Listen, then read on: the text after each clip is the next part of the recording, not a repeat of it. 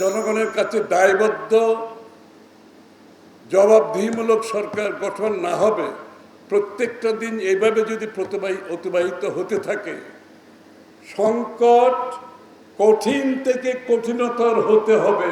আপনি দেখবেন সংকট কিভাবে বাড়বে। এইভাবে যদি চলতে থাকে, নির্বাচনবিহীন, জনগণের প্রতিনিধিত্ববিহীন, অনির্বাচিত কোনো রাষ্ট্র চলতে পারে না। সব কিছুর একটা ওই যে বলে এক্সপায়ারি টাইম আছে, শেলফ লাইফ আছে। তো শেলফ লাইফ শেষ হয়ে যাওয়ার পরে সেটা আর চলে না, সেটা বুঝতে হবে। এই জন্যই আমি মনে করি আজকে আমাদেরকে ঐক্যবদ্ধ থাকতে হবে। যারা নির্বাচনকে বাধাগ্রস্ত করতে চাচ্ছে বিভিন্নভাবে বন্দোবস্তের নামে, আরে বন্দোবস্ত তো বাংলাদেশের জনগণ সিদ্ধান্ত নেবে। ওখানে আমাদের ঐক্যমত কমিশন, বাংলাদেশের ভবিষ্যতের মানুষের, বাংলাদেশের জনগণের সিদ্ধান্ত কোনো কমিশনের নেওয়ার সিদ্ধান্ত নেই, তাদের ক্ষমতা কাউকে দেওয়া হয় না।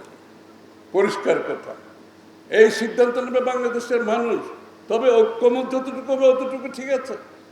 তার বই বাউন্ডারিকে পুশ করে বিগ পুশের নামে বাংলাদেশের নির্বাচনী ব্যবস্থাকে পিছিয়ে নিয়ে যাবেন, নির্বাচনকে হতে দেবেন না, জনগণের নির্বাচিত সরকার সংসদ হতে দেবেন না, সেটা হওয়া যাবে না। বাংলাদেশে যে সনদের কথা আমরা বলছি, এটা কি হবে? এইটা গণতান্ত্রিক মন মানসিকতায় যদি আমাকে বলতে হয়, ঐক্যমতের বাইরে যাওয়ার কোনো সুযোগ আছে? কোনো সুযোগ নেই। এই কথাটা কি যারা বলছে তারা কি বুঝে না? আপনারা মনে করছেন তারা জানে, বুঝে শুনে ওই ঐক্যমতের কথা বলেও কিন্তু ঐক্যমতে যাচ্ছে না। আমার মত প্রতিষ্ঠিত করতে হবে, বলছে ঐক্যমতের কথা, কিন্তু প্রতিষ্ঠিত করতে চায় আমার মত। আমার মত প্রতিষ্ঠিত হতে হবে। তাহলে আমার মত প্রতিষ্ঠিত করতে গেলে ঐক্যমতের তো হবে না।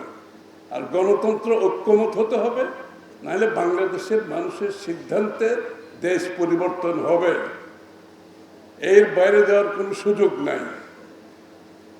কিন্তু যারা জেনে শুনে তাদের কথাগুলো না হলে বলে যে মৌলিক পরিবর্তন করে, মৌলিক পরিবর্তন আপনার জন্য যেটা আরেকটা দলের জন্য সেটা নাও তো হতে পারে, আবার আরেকটা দলের মৌলিক পরিবর্তন যেটা আপনার জন্য নাও তো হতে পারে। এটা আর কিছু নয়। উদ্দেশ্য একটা, বাংলাদেশের নির্বাচন হতে দেওয়া যাবে না। যত দেরি করা যাবে তত সুবিধা, তত সুবিধা। কিন্তু তাদের তো সুবিধা, বাংলাদেশের জনগণের তো সুবিধা না।